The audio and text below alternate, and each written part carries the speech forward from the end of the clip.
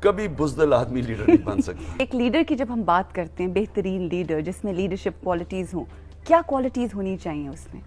سب سے بڑی لیڈر کی کوالٹی یہ ہوتی ہے کہ اس کی ایک بڑی خواب ہوتی ہے. ٹھیک ہے. اور وہ سیلف لیس ہوتا ہے. رائٹ. یعنی لیڈر کبھی بھی اس کی خواب یہ نہیں تھی کہ میری فیکٹریاں بن جائیں، میرا پیسہ بن جائے میرے باہر. منڈیلا، قائد اعظم بیچارے ٹی بی سے مار رہے تھے. وہ ان کو کیا ضرورت پڑی تھی کہ اتنی محنت کرنی، لیکن ایک اپنے سے ہٹ کے. اسی آج ہم عزت کرتے ہیں. علامہ اقبال اور طرح کے انٹلیکچوئل لیڈر تھے. کیوں کرتے ہیں؟ انہوں نے اپنے لیے نہیں کچھ کیا، انہوں نے ملک کو ایک یوتھ کو ایک جگایا. نیلسن منڈیلا 27 سال جیل میں گزارے اس نے. اپنے وہ جو چاہتا وہ دینے کے لیے تیار تھے، لیکن وہ اپنی خواب کے اوپر اپنی ویژن پہ کھڑا تھا. اسی طرح مہاتر محمد آیا، ملیشیا میں 35% غربت تھی، جب گیا تو صرف 8% غربت رہ گئی. یہ لیڈر اپنے لیے نہیں کیا اس نے. تو جو بھی لیڈر ہوتا ہے اس کی ایک بڑی خواب ہوتی ہے، وہ اپنے لیے نہیں، اپنے سے ہٹ کے. اور دوسری چیز وہ دلیر ہوتا ہے. کبھی بزدل آدمی لیڈر نہیں بن سکتا، کبھی گیدڑ لیڈر نہیں بن سکتا.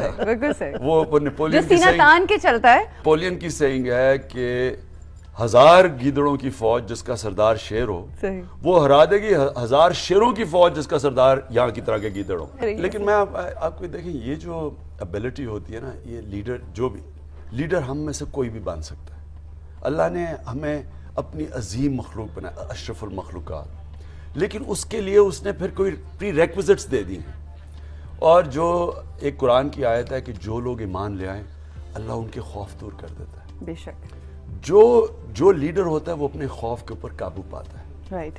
اور پھر جو فیئرلیسنس کہتے ہیں، فیئرلیسنس وہ ہر لیڈر کے اندر کامن ٹریٹ ہوتی ہے. وہ بزدل نہیں ہوتا.